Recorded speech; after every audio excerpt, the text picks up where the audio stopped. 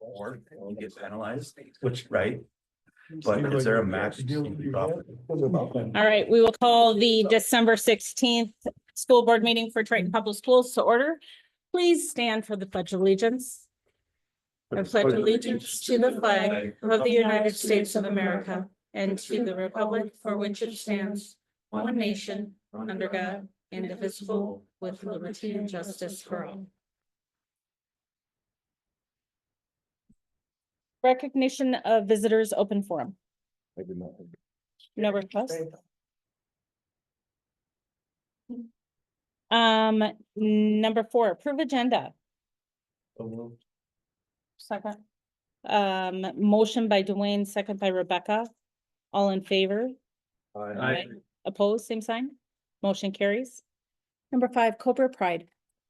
Yeah, last Friday we had our second profile of a graduate and recognized integrity and dependability with Harper Goosens in kindergarten, Asher Hanegraaff, first grade, Waylon Erickson, second grade, Annabella Thorson, third grade, Leah Gross, fourth grade, Annika Mendoza, fifth grade, Wyatt Flum, sixth grade, Scarlett Kruckerberg, seventh grade, Matthias Jara, eighth grade, Jessica Hookey, ninth grade, Broden Dickey, 10th grade, Mason Bills, 11th grade, and Madison Bishop in 12th grade. And all of them were able to be there. So it was a good event. So one of the neat things that we've started that really is a neat event. So just want to congratulate all of those individuals. Who was selected for staff?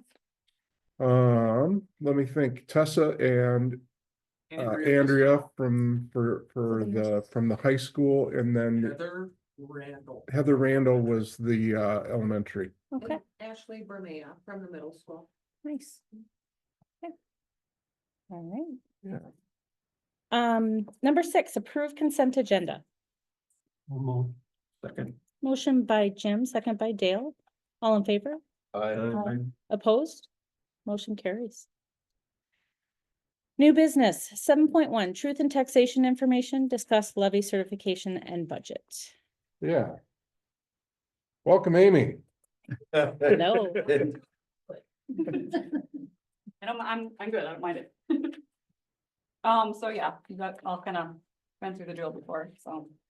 Not a lot of new stuff this year, which is okay. But obviously this is our truth and taxation public meeting. Minnesota law requires that cities, counties, and school districts follow certain steps for adopting a tax levy for the following year. So, one part of that is a mailed notice that all property tax owners get. And then another part of that is, sorry, I should go back. On that mailed notice, it describes their proposed tax levies and then, what percent increase the levy would mean in their tax dollars. The other part of that is the meeting which we're having tonight. So some requirements. Next one. Next one. Yep, please. Requirements of truth and taxation public meeting. One more. One more, there you go. Sorry. So we're gonna just go discuss proposed tax levy for payable 2025. We're gonna look at the current year budget, and then we'll give the public a reasonable time to comment and ask questions. So some important points to remember. Revenue formulas are set by the state legislature, except for the voter approved pieces. The local levy and state aid units are also set by legislature. And an increase in local taxes doesn't necessarily mean an increase for the school district. So our first piece, we're going to look at our budget for the current 2024-25 school year, starting with revenues. So currently looking at the general fund, our total revenues are 12.8 million, or we're down about 2% from last year's actual. Food service fund, down about 6%, so now about 40,000 from last year. Community service, we're looking at 4.5% decrease from last year in revenues. And then debt service, you can see, is staying pretty stable, just an increase of 0.3%. So overall, we're looking at a 2% decrease in revenue from last year's total. And I'm looking at a breakdown. As far as general fund revenues go, you can see 79% of our revenue comes from state aid, which is not surprising. The local levy is about 15%. And then 2% federal and 3% other local, so that's fees and donations for the most part, miscellaneous items. And then going to the expenditure side. So, general fund, we're looking at 12.9 million in expenditures, which is down about 3.5% from last year. On some planned things. Food service, is up a little bit, and that's just basically, because of the increase in students eating because of free meals. So, which is a good thing, if they're eating meals. But that causes costs to go up. So we're up about 9% in expenditures. Community service, we're looking at expenditures decreasing about 50,000 at 7%. And debt service again, staying stable pretty much. So total total expenditures are 15.3 million, or down about 3% from last year. And then this just kind of shows you a breakdown of kind of how our general fund dollars are spent. You can look at, obviously, the big ticket items are the ones you would expect, you'd want to see. Regular education, regular instruction at 44%. Special education at almost 17%. And then, people support is at 9%, and that would be our, counseling services, social services, transportation. And then our facilities at 8%.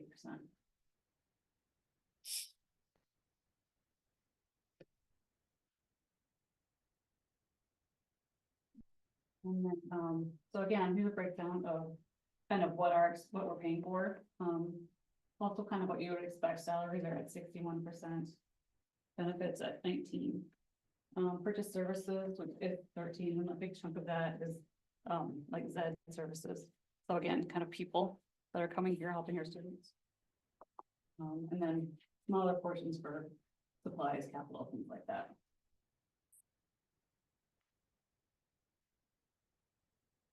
So the next piece, we're going to look at our current proposed levy. And so this will be, it'll be approved in 2024. It'll be taxes payable by property owners in 2025.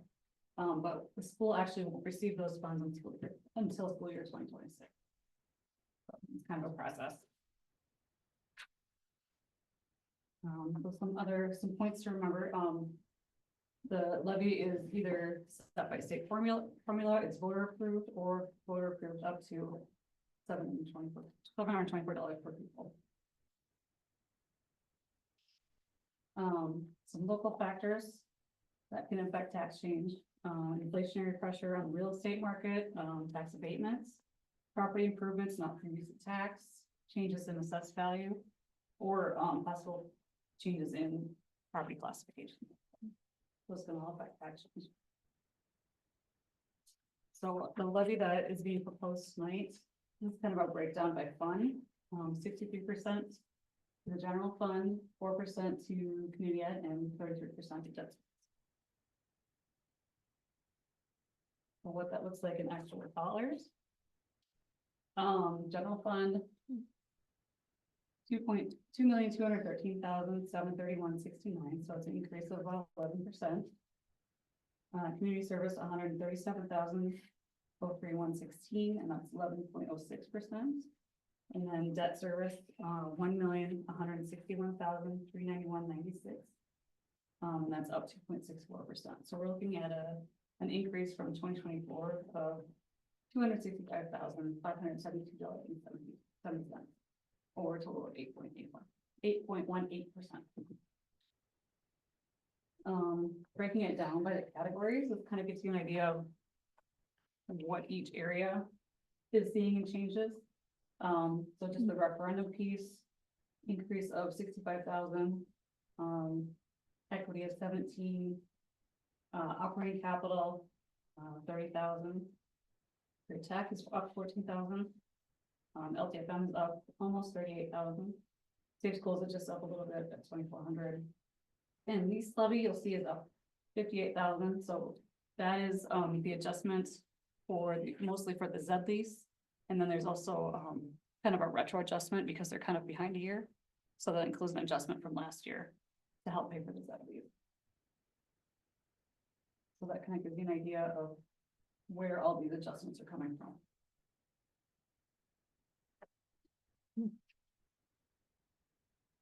For our next slide, next couple of slides, were provided by Ellers.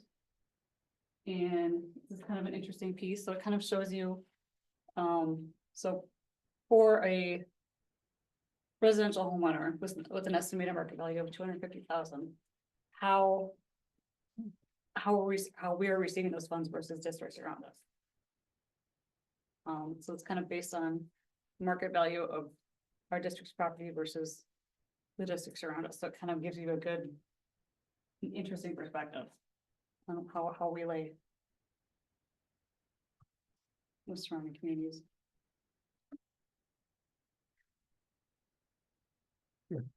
Next one. Yeah, go ahead. And the next one kind of gives the same thing, but it's 1 acre of ag property with a value of 11,000, so. It's interesting how they kind of play out very similarly. It was kind of, we actually just saw these last week. And I didn't expect that. It was a little surprising to me, honestly, so. And you know, the biggest thing is when you start to look at those schools that are a lot higher, they have spent a lot of money on buildings. Mhm, And, you know, we really haven't. right, The biggest reason for our taxes being the way they are is because of the levy that we passed. correct. And yeah, I should point out too, like, so. Aston Manderville and Byron don't have, those are building based. They don't have operating referendums like we do. So they're higher because of All building. all building, yep, Expensive buildings. yes, yeah, So we're in good shape Yeah. in that regard. right. So this slide too kind of shows you. Based on that same kind of market value, what the change is gonna be from 24 to 25. So like that same homeowner that they're based on 250,000. Their taxes will go up $1. From 24 to 25, so increases are. Very minimal. That's just the school. That's just the school, yeah, yeah. Yeah. Just showing, yeah. I just thought I'd showing- let you know just- that. No, I read know. mine And it No. wasn't. It is a question. This Yeah. is something we talked about. Yeah. Here's the caveat to that. When the valuation of your property goes up, you do pay more in taxes. And the other thing that then happens, and we've talked about this because realistically, what's happening is the people that live in the community are paying more, and then we get less state aid. Mhm. So even by them valuing your property and increasing your taxes, the state actually gives us less. So just something to think about. It's that whole formula. They have to balance themselves out, so. No, And that's, you know, again, we don't have that authority. The cities and counties can They can- raise your taxes Yep. without asking. When we need money, we have to go ask for we it. do, and So- it's strictly based on, Yes. so, yeah. Where we are kind of stuck in that regard. So yes, so this is our proposal for taxes for 2025 night for approval. Looking at the general fund, 2,213,731.69. And that does include the referendum, the voter approved referendum. Community service of 137,031.16. Debt service, 1,161,391.96. So a total proposed levy for 2025 of 3,512,154.81. So, having sped through that pretty quickly. Any public comment or questions?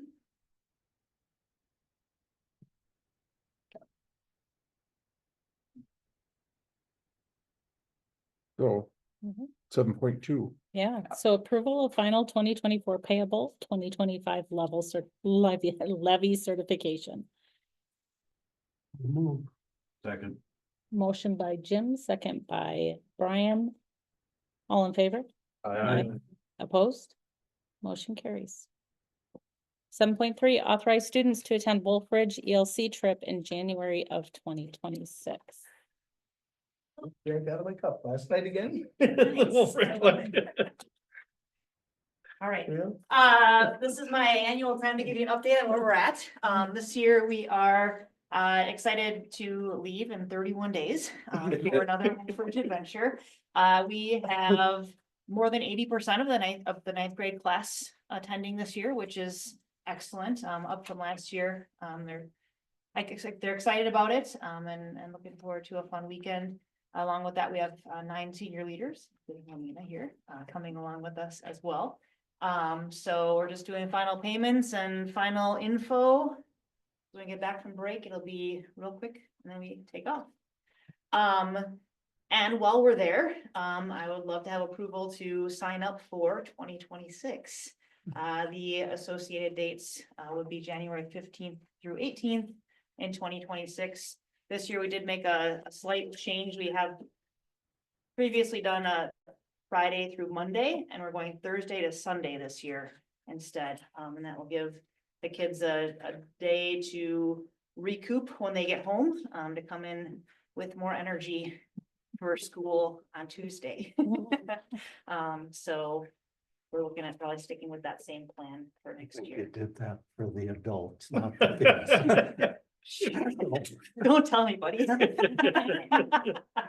It also is a bonus for us, yes. So, any questions? I'll make a motion to approve. Second. Motion by, was that you doing? Yep. Okay, second by Jim to approve 7.3. All in favor? Aye. Opposed? Thank you. Thanks, Kim. Thank you. 7.4, approve sixth grade overnight stay to Eagle Bluff, March 26th through 28th, 2025. Yeah,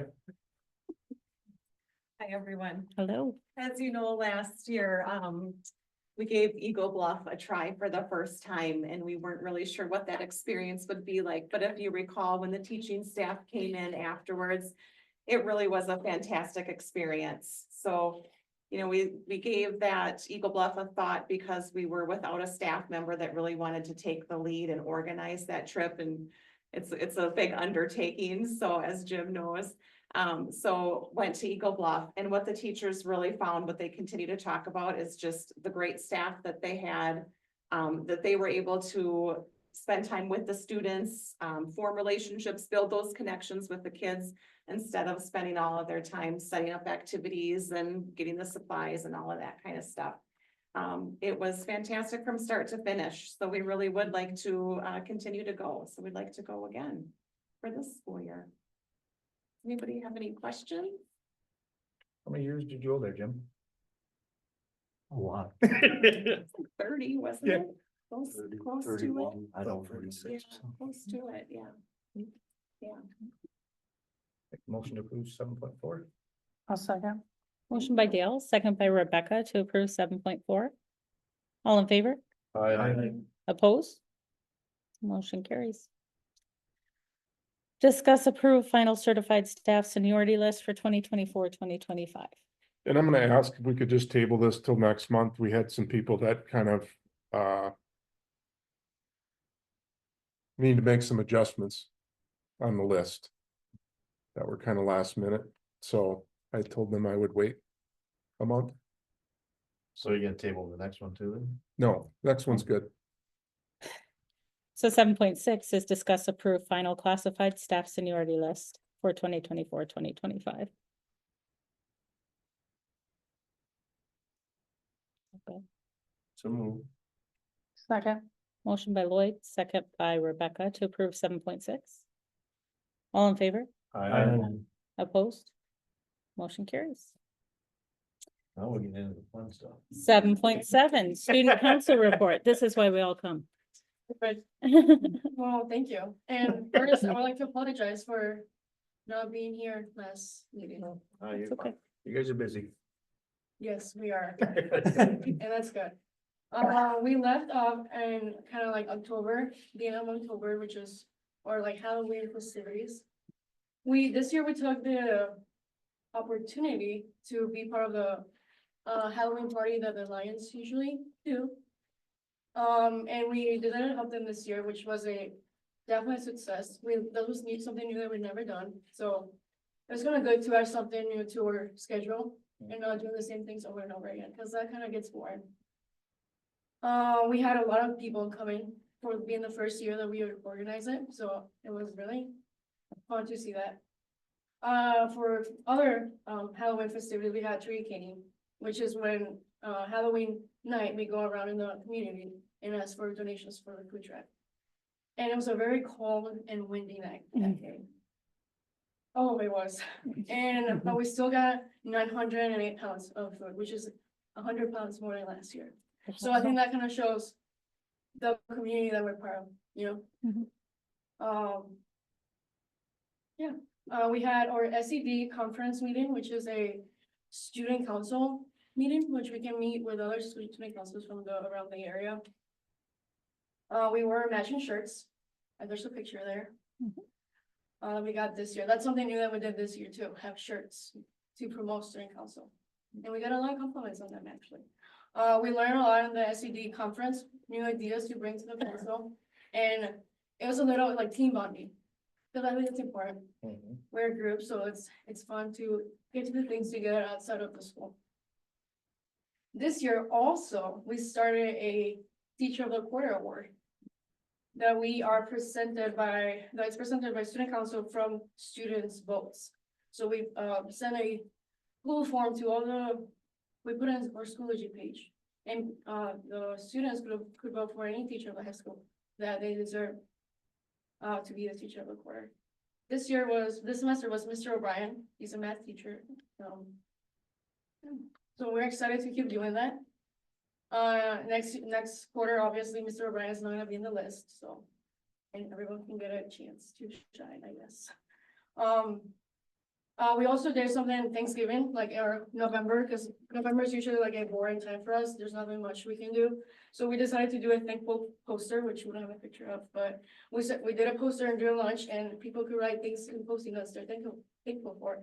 And we made a little tree where we put it, I think it was outside of the library or It was right by in the the doors, entryway. yes, yeah, by the doors. Which is something new that we did, and people want to do it next year, so I'm glad they like the idea. And now we're going to our holiday activities. We started bingo last week, which is going great, actually. We never had to go out of our way to buy more presents, more prizes, and I had to go buy more prizes because everyone is doing bingos. We never had to like reprint bingo pages because people were asking for it, and well, I'm glad they're doing it. I mean, that's what we do it for the students, so I'm happy they're liking it. And then this week we started dress up days. Today is red versus green. Tomorrow's gonna be ugly sweater. Wednesday's gonna be candy cane day, so red and white. Thursday, holiday character, and Friday is gonna be PJ day. And what's forward for us is gonna be Snow Week in February, and I think we're thinking of doing military boxes to send to our previous members of student council and also the community that are serving for our country right now. Thank you. Excellent. Thank you very much. And it really was neat to see all of the people that were writing notes and putting them out on that thankful tree. That was a neat idea. Yeah. So thank you. Yeah, and Thank you. the teacher award too is because I think teachers sometimes are Yeah, they deserve- unappreciated. I think. They deserve to be Good for them. appreciated not only in the week in May, I think. Just throughout the whole year. We should appreciate our wonderful teachers. Yes, nice job. Thank you. Thank you. You guys ought to follow that. Yeah. 7.8 Zed report. We still haven't, we have a meeting Thursday. We didn't have one in November.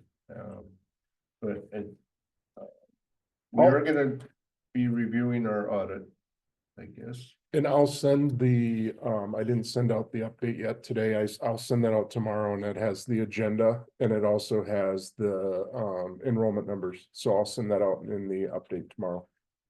I did peek at the enrollment. The interesting thing on that is we would be the lowest. If you take out the birth to 3, we're the lowest.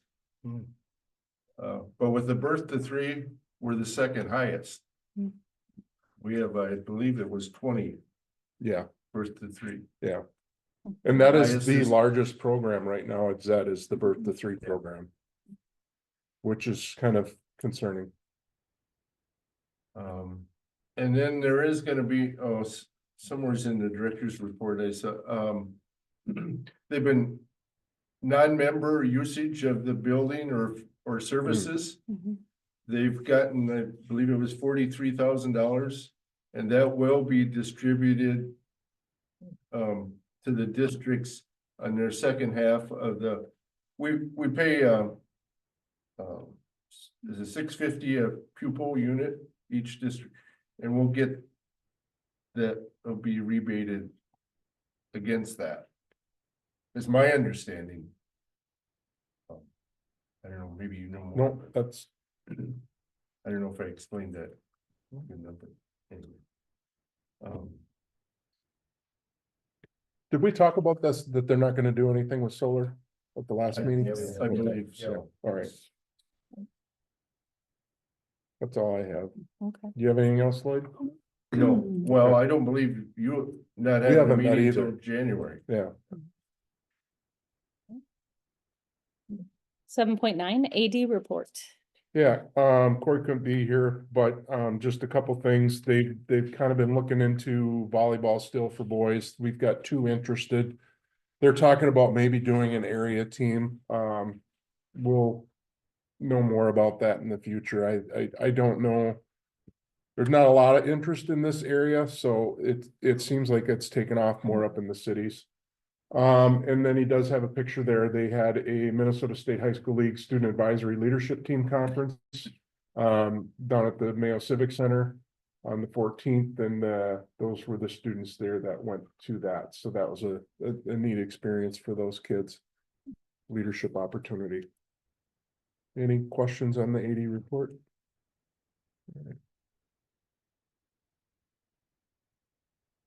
7.10 principals reports. And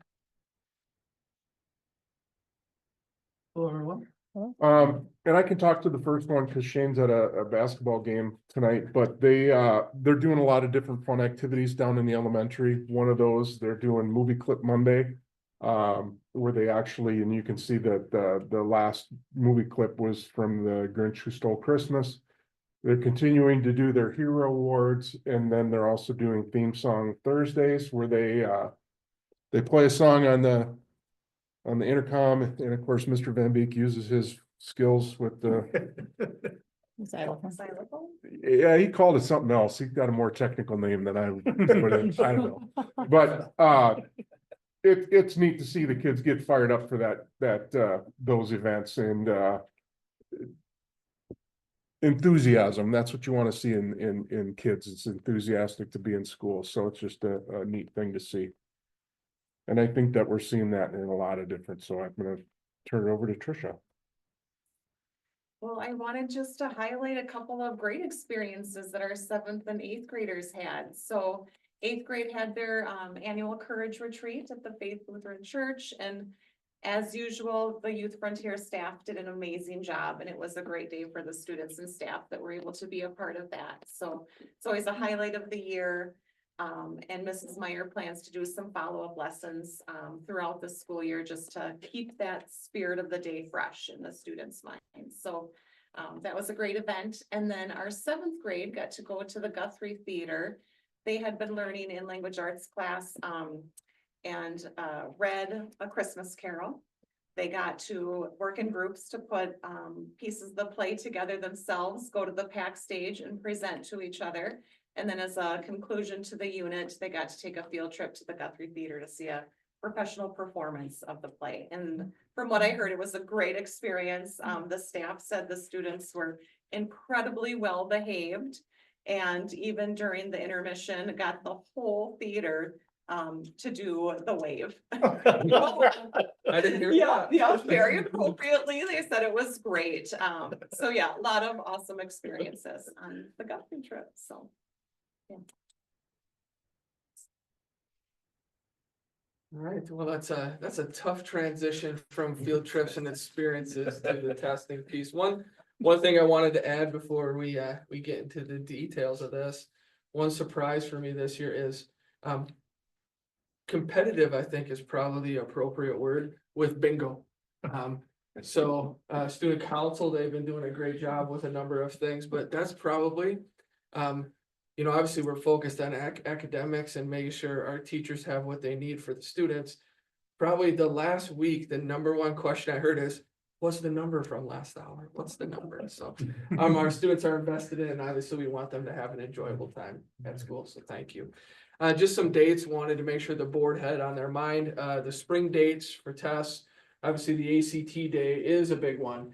If you remember a year ago, I just wanted to remind board because the sign up process for the ACT has started for our prep course as well. So just a reminder, as a junior, you could take the ACT or the ASVAB. There is, this previous year, we started to charge a fee for the ACT.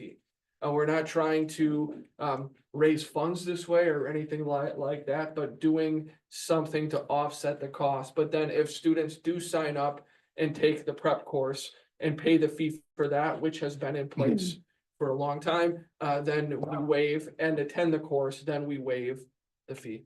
So, you know, obviously we want to increase attendance in the prep course if you're going to take the ACT, and we went through this change and the figures from last school year to the previous years were about the same.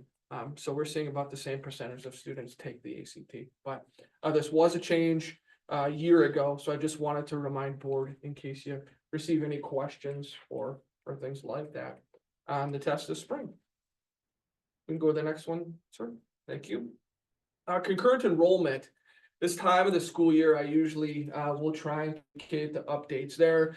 I think concurrent enrollment is one piece we have been very intentional about with our academic programming here at Triton. Everybody familiar with concurrent programming? Okay, remember it's, I'll just go through a short recap. It's a college course where we partner with an institution that's taught here by our instructors, okay? So our instructors have to go through additional training in school to make sure that they qualify to teach a concurrent course. So this year, we have 400 students signed up for concurrent classes. Obviously 402, we don't have 402 students at Triton High School, but we have students that are taking multiple concurrent courses. So that's what we get to the 402. Obviously, you can see the credits we offer there. We were communicating that we offered 55. I was going back through it and I'm like, I think it's 57, surprise. It was a pleasant surprise, but that is our total for credits that we currently offer here at Triton. This year, our students are on pace to earn over 1,000 credits for college right here at Triton High School. I think I've said this a lot, but the concurrent programming, it really comes down to our staff, our counselor, to make sure that we're continuing to look for ways to prepare our students for when they leave Triton schools. So extremely pleased with this. It's nice to have conversations with our families when they have a junior or a senior. If students are choosing to go to college, come back and say, wow, that helped a lot. Okay. So obviously there's more than one pathway for students, but students that are looking to go the college route, I think we have an awesome program here for them at Triton, and it only continues to improve. So I want to make sure and share those updates. Do you have any We're here idea today. of like what other schools in our conference offer for concurrent? A couple of years ago, we talked about doing some sharing, so to speak. So who offers this, who could teach this course, etc. Schools are different because a lot of times, you know, you have the concurrent.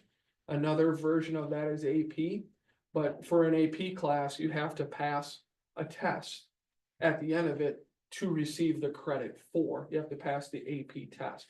So in terms of a total, I don't. I know that we do a great job, and I think we're up there with the schools in the area, but I can't say, you know, at Hayfield, at Kenyon, at KM, this is the total. I just don't know that off the top of my head. I think it would be safe to say that the next closest school is half of what we offer. Okay. And like Mr. Luderman said, really, it comes down to our staff are willing to go get because they have to take an additional 18, they have to have a master's degree, but then they have to take an additional 18 credits in their subject matter in order to be able to teach those courses. And that's something that they're doing. And it's been a great program here. The one thing I will note that I'm grateful for is, the board has supported, an increase in salary, based on our contract. For staff that do teach those concurrent courses. So that's been received very well and very much appreciated.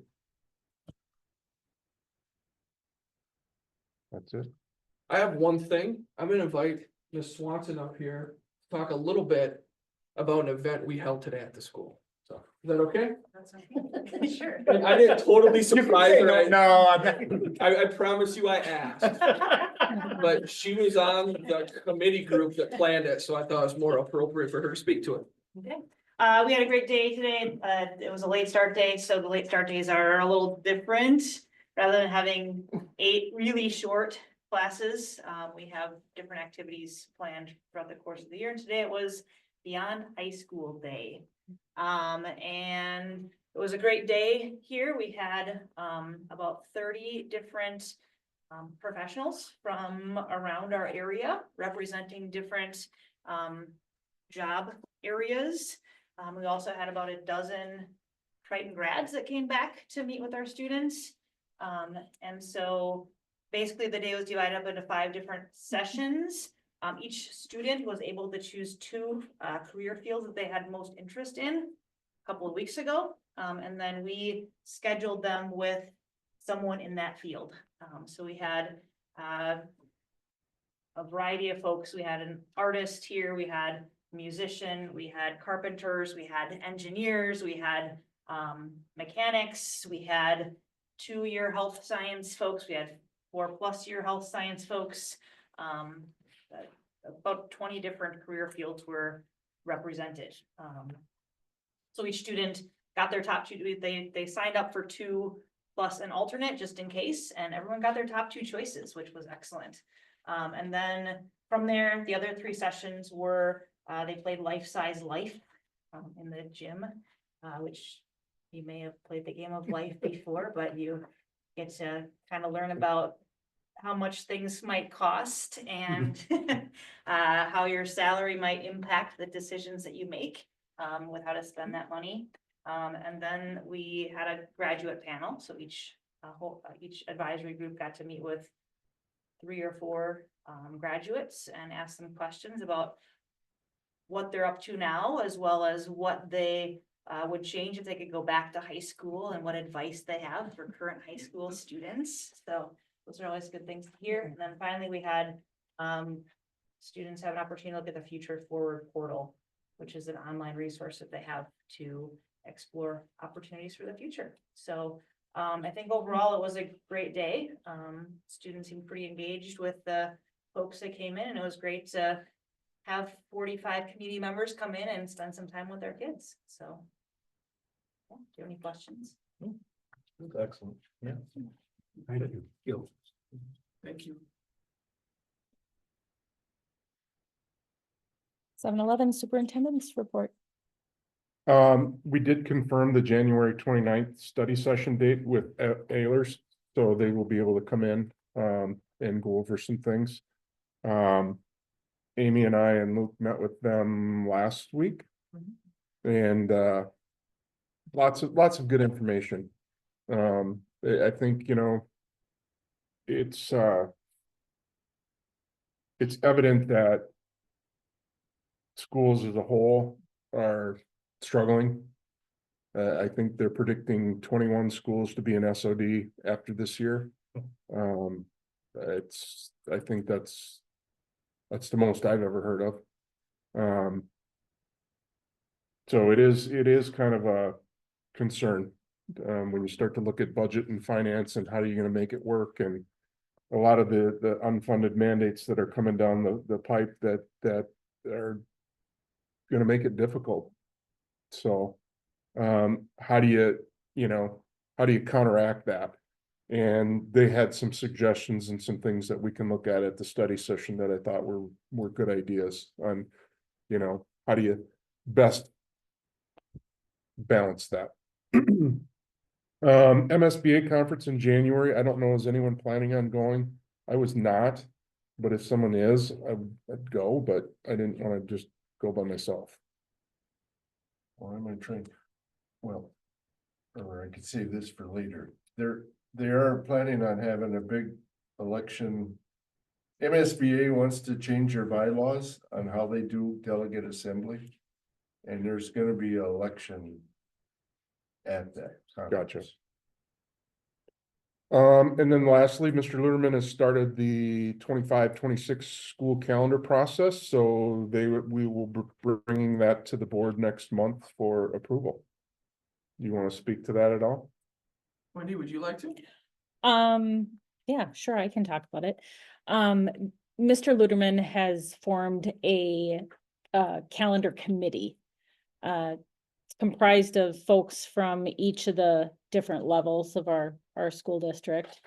And we met once last week. We've got a meeting again this week on Wednesday.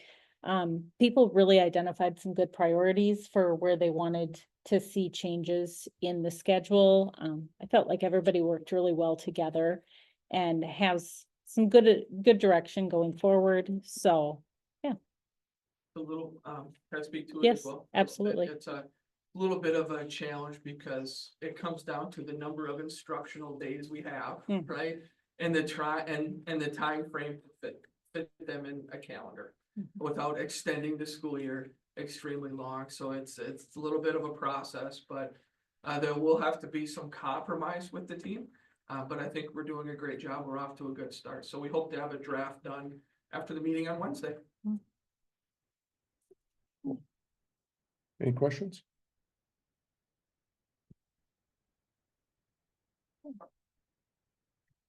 all right, 7:12 is other. I just wanted to start out other with a thank you to Dwayne. This is your last school board meeting as a school board member. Thank you for your time. We appreciate you. And we do have some cake to celebrate Oh. Yes. afterward, but yes, would like to thank Dewey for all of their service. That's it can be a thankless job, but it's appreciated what you've done for our district by serving on the board. So thank you. Thank you. 20 minutes. Yeah. Right. Is there any other? Mm-mm. Okay. Next school board meeting is gonna be Monday, January 13th, and then that's study session on January 29th. There's nothing else. Do I have a motion for adjournment? So moved. Second. Motion by Dwayne, second by Dale. All in favor? Aye. Aye. Meeting adjourned. I know. No, not yet. Oh, so I thought the boys, I thought